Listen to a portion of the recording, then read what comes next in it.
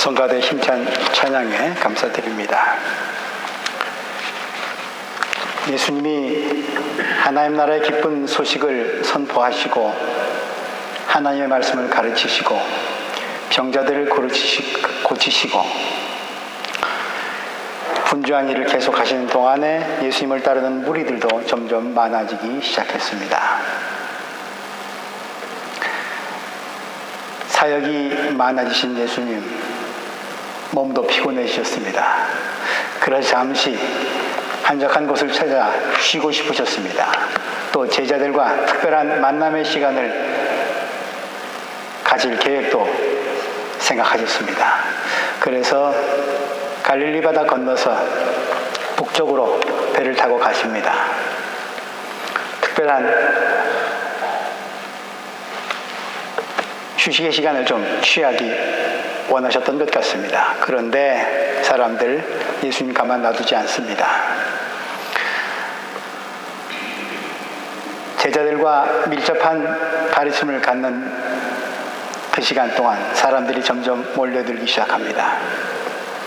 산에 올라 앉으신 예수님, 점점 산비탈로 오르는 사람들 가만 헤아려 보니까 벌써 남자만도 5천 명이 넘습니다. 대규모 군중이 산비탈에 운집하기 시작합니다. 시간은 어느덧 저녁때가 됐습니다. 예수님이 곁에 있던 빌립의 어깨를 부드럽게 감싸시면서 물어보십니다. 이 사람 빌립, 우리가 어디서 빵을 사다가 이 사람들 먹일 수 있을까? 끼니를 채워줘야 할 터인데 말씀 들으러 저렇게 열심히 왔는데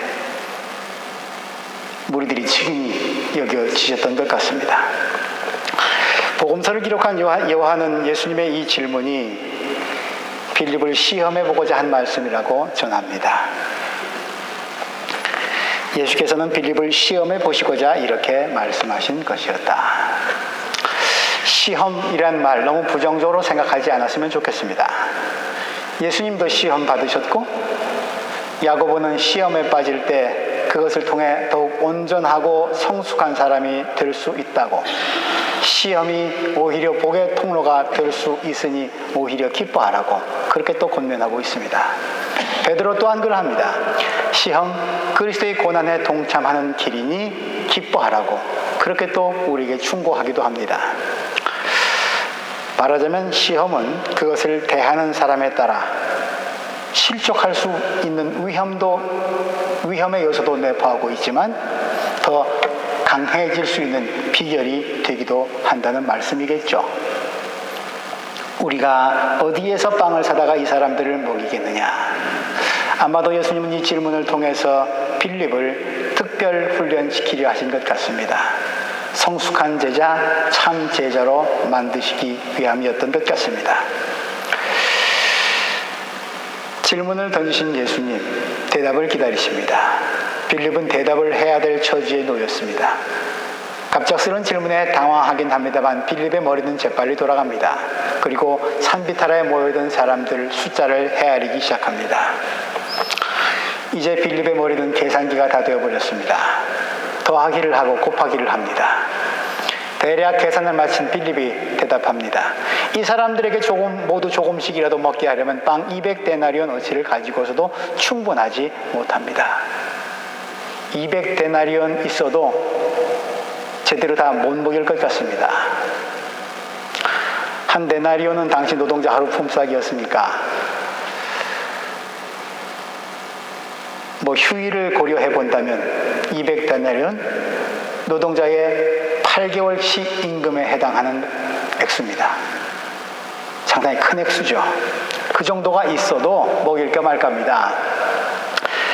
계산이 굉장히 빠릅니다. 빌립의 계산기는 성능이 상당히 좋은 것 같습니다. 그런데 이 대답은 예수님의 질문을 비켜나간 대답입니다. 왜냐하면 예수님은 어디서 사다가 먹일 수 있겠느냐, 뭐를 물어보셨는데, 뭐를 물어보셨는데 빌립은 돈으로 대답했습니다. 주님은 공급할 방법을 물어보셨는데 돈만 있다면 방법은 문제될 게 없다고 빌립은 대답했던 거죠. 아니, 한 단계 더 나아가서 선생님, 우리에겐 그만한 돈이 없는 거 뻔히 아시잖아요 라고 충고하는 것처럼 들리기도 합니다. 그렇습니다. 언제나 그렇듯이 돈이 문제입니다. 우리도 이런 일을 경험합니다. 어떤 일을 하려고 할 때, 특히 어려운 일을 겪고 도전을 받을 때 우리 머릿속엔 계산기가 부지런히 돌아갑니다. 계산기를 두드리게 되면 10중 8구는, 아니 거의 열의 열은 비관적인 생각, 판단으로 채워지기 시작합니다. 있는 게 모자란 거죠. 부족한 거죠. 없는 것만 보이는 거죠. 그러면 상황에 대해 대처할 방법 점점 멀어지고 없어지고 맙니다. 내가 상황을 헤쳐나가는 게 아니라 상황이 나를 삼켜버리고 마는 거죠. 우리는 경험합니다. 계산에 빠를수록 낙심과 비관 또한 빠릅니다. 우리가 어디에서 빵을 사다가 이 사람들을 먹이겠느냐?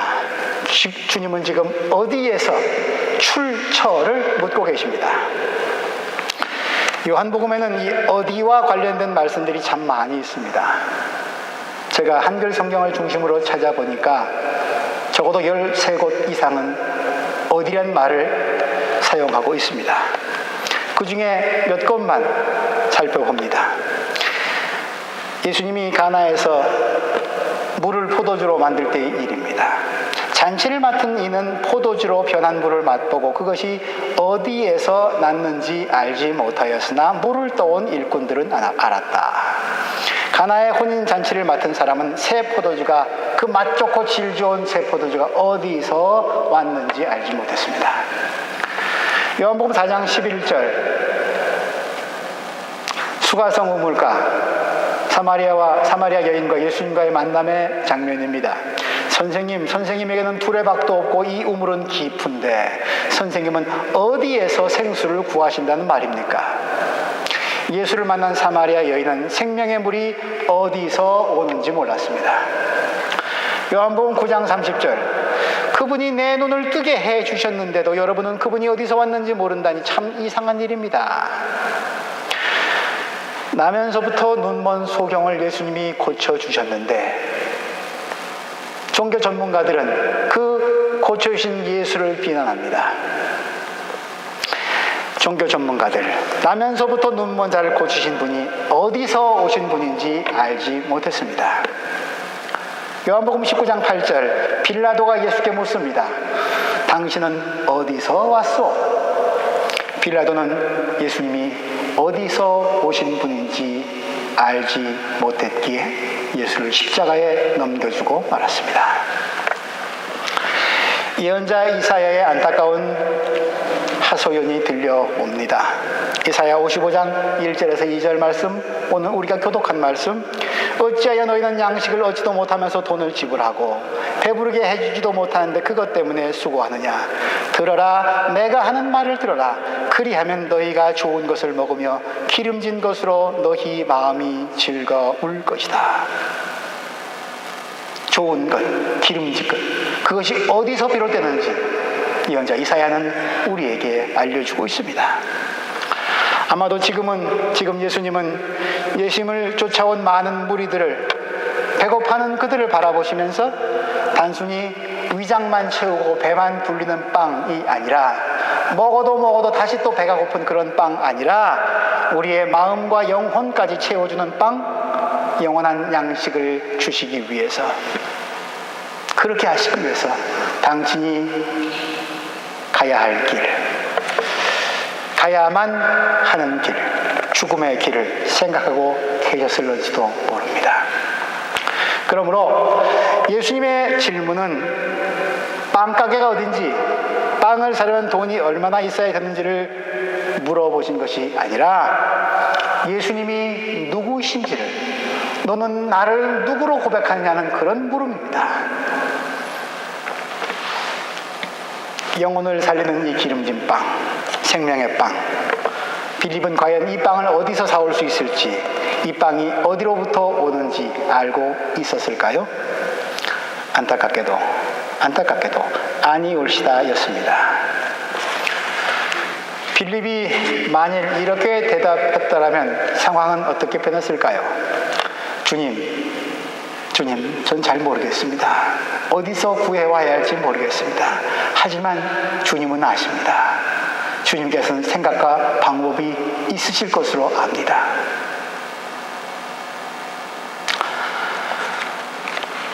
오늘도 주님은 우리 시대의 교회에 그리스도인들에게 묻고 계십니다. 우리 주위의 가난한 이웃들에게, 배고픈 이들에게 어디에서 빵을 사다가 먹일 수 있겠느냐? 무엇이라고 대답하시겠습니까? 예수께 다시 묻고 다시 예수를 찾고 사람들을 예수께로 안내하실 수 있으시겠습니까? 그런 자신감이 없을지라도 주님, 저는 잘 모르겠습니다. 어렵습니다. 하지만 주님께는 방법이 있는 줄 압니다. 다시 주님께 묻고 주를 찾아가는 그런 믿음이라도 우리 갖춰가야 하지 않을까 합니다. 또 한 사람의 제자가 등장합니다. 안드레. 다른 생각이 떠올랐습니다. 안드레는 군중들에게 물어봅니다. 여보시오, 뭐 좀 먹을 것 갖고 있어? 좌중에 먹을 것 좀 가진 분 계십니까? 순간 그 많은 무리들, 웅성웅성한 무리들 침묵이 흐릅니다.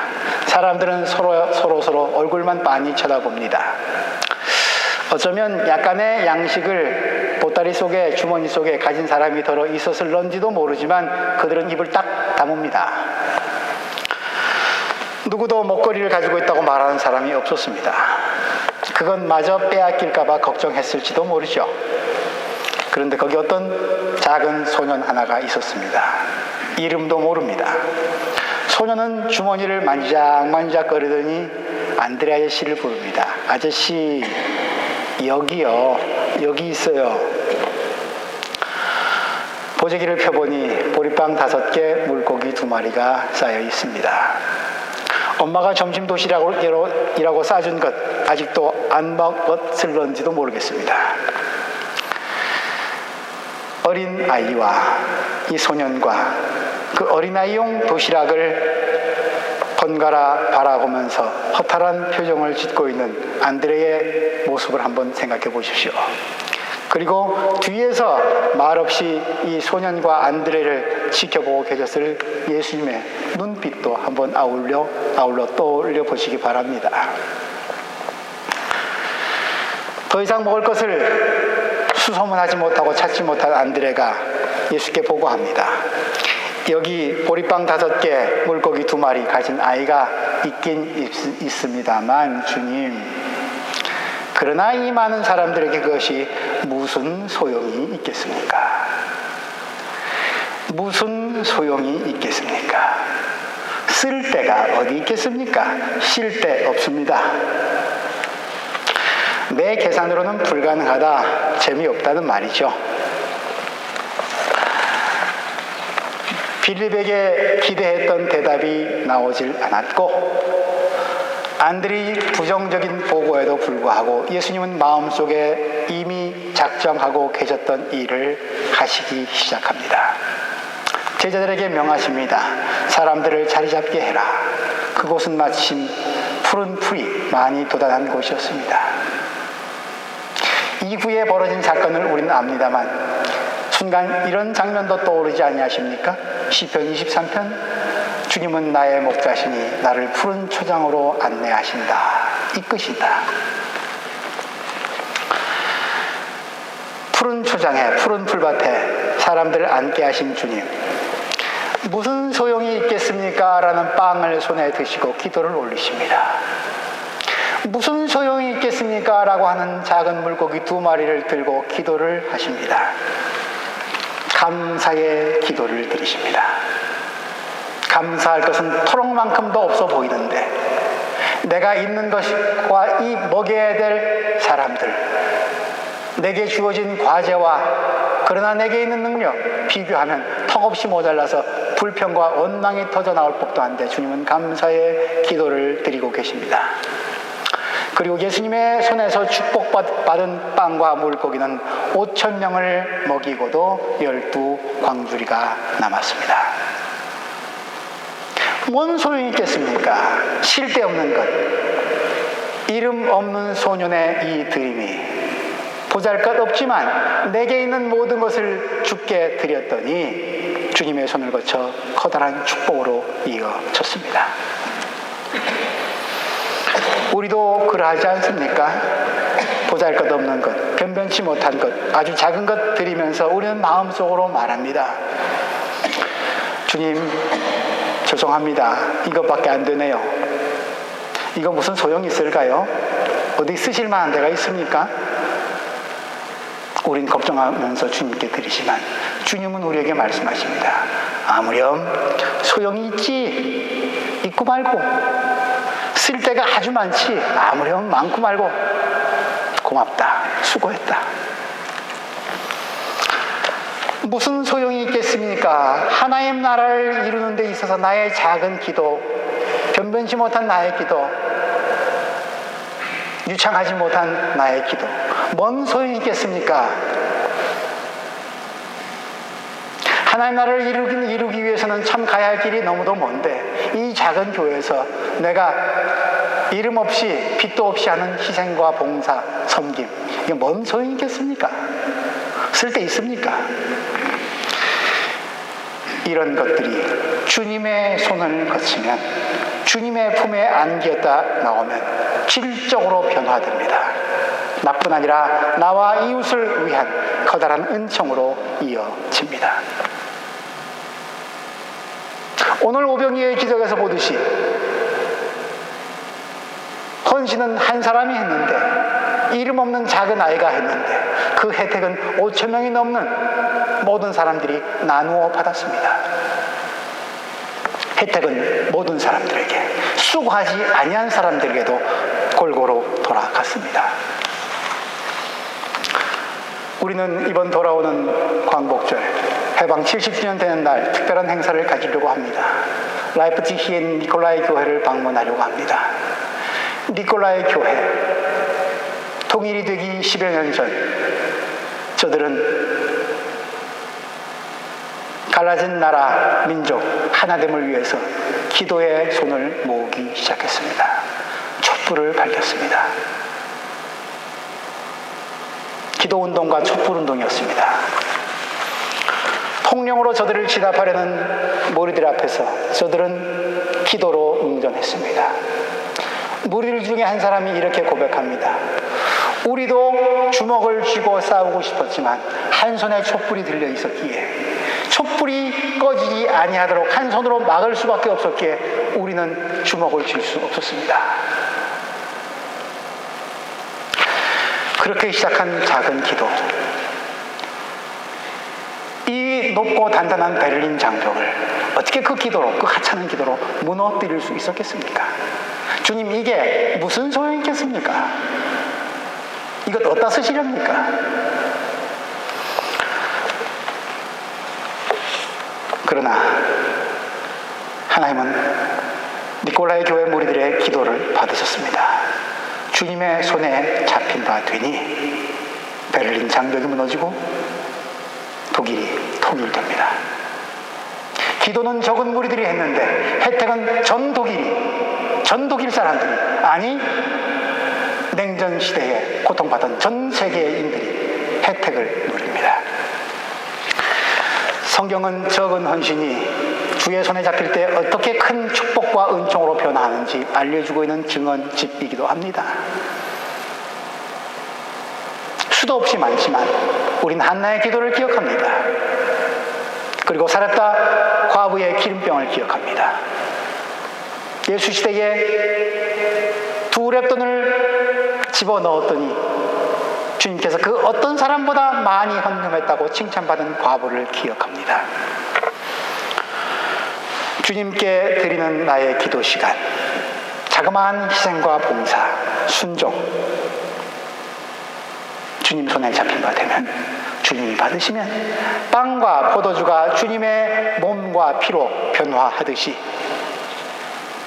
나뿐 아니라 나와 이웃을 함께 살리는 평화와 위로의 희망의 양식이 됩니다. 수많은 사람들을 살리는 생명의 원천이 됩니다. 먹고 남은 것도 12광줄이라고 합니다. 남는 것조차 모자람이 없이 풍성하다는 거지요.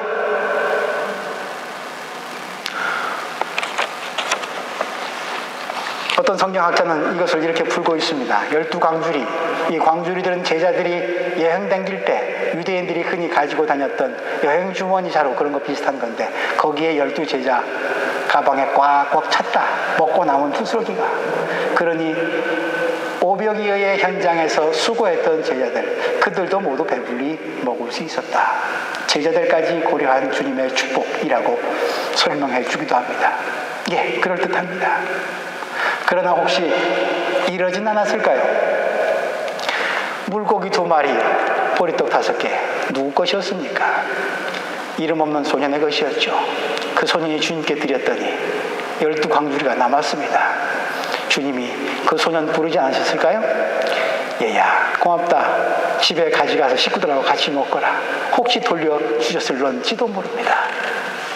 소년의 입이 이만큼 벌어졌겠죠.